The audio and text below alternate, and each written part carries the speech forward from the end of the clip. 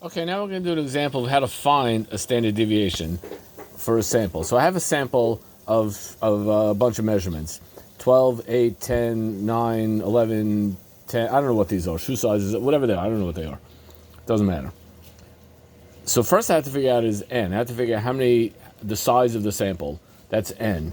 And how many numbers are there? So you have to count them. See if you can count that high. 1, 2, 3, 4, 5, 6. There are 6, so n equals 6. Now I have to take the average of these 6 numbers, and I'm going to add them all up. Notice I put them all in ascending order. I just find it easier to work with that way. You don't have to, but I did. This adds up to 60 divided by n, which is 6. 60 divided by 6 is 10. Now I make a table. Hey, I'm not even a carpenter. I made a table. So here's my xi. The xi are all the different measurements. So that would be x1, that's x2, that's x3, x4, x5, and x6. And this is, actually, let me write that explicitly.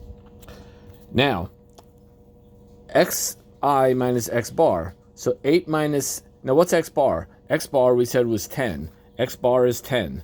So 8 minus 10 is negative 2. 9 minus 10 is negative 1. 10 minus 10 is 0. 0.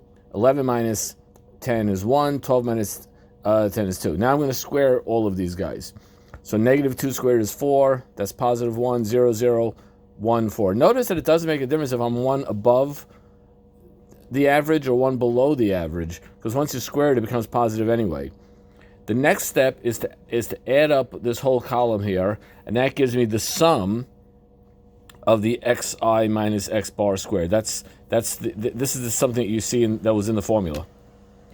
Well, if you remember, our formula was sigma is equal to the square root of this whole sucker. Now this whole top here is what I just figured out down here when I added the column, and that was 10. So this is 10. Now I have to figure out what is n minus 1. If n is 6, n minus 1 is 6 minus 1. Do you have the brain power to figure that out? You got it. 6 minus 1 is 5. So sigma is equal to the square root of 6 minus 5, which is equal to the square root of 2. So sigma is equal to approximately 1.414. So sigma is equal to the square root of 2, which is about 1.4, which means that one standard deviation away from 10 is anywhere from 8.6 to 11.4, which means 9 and 11 are within one standard deviation, and of course 10. 9, 10, and 11 are within one standard deviation of the mean. And then the second goes from 7.2 to 12.8, which means 12 and 8 are within 2 standard deviations of the mean.